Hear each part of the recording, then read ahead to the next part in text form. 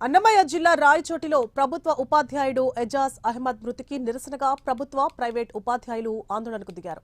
రాయచోటి ప్రాంతంలోని ప్రభుత్వ ప్రైవేట్ ఉపాధ్యాయులు నల్ల బ్యాడ్జ్లు ధరించి మొబైల్ టార్చ్తో తహసీల్దార్ కార్యాలయం నుంచి బంగ్లా సర్కిల్ వరకు భారీ ర్యాలీ నిర్వహించారు. ఉపాధ్యాయుడి మృతికి కారకులైన వారిని వెంటనే శిక్షించాలని బంగ్లా సర్కిల్లో కడప చిత్తూరు జాతీయ రహదారిపై మానవహారంగా ఏర్పడి డిమాండ్ చేశారు. ఇక ఉపాధ్యాయులకు భద్రత కల్పించాలని వారు ప్రభుత్వాన్ని కోరారు.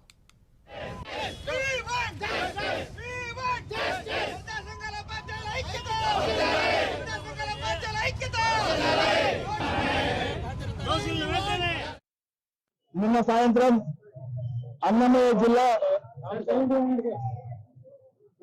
జిల్లా రాయచోటి కేంద్రంలో ఉన్నటువంటి జెడ్పీ హై స్కూల్ కొత్తపల్లి నందు సైన్స్ ఉపాధ్యాయుడు ఇజాజ్ అహ్మద్ విద్యార్థుల చేత కొట్టబడి చంపబడ్డారు అనే విషయం పైన ఉపాధ్యాయ లోకమంతా కూడా తీవ్రమైన ఆందోళన ఉన్న విషయం మొత్తం అందరికీ తెలుసుకోవాల్సిన అంశం.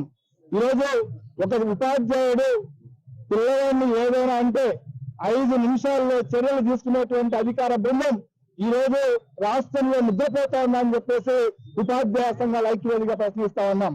ఈ సందర్భంగా గౌరవ రాష్ట్రపతి గారికి, గౌరవ ప్రధానమంత్రి గారికి అన్నమయ్య జిల్లా నుంచి విజ్ఞప్తి చేస్తున్నాం.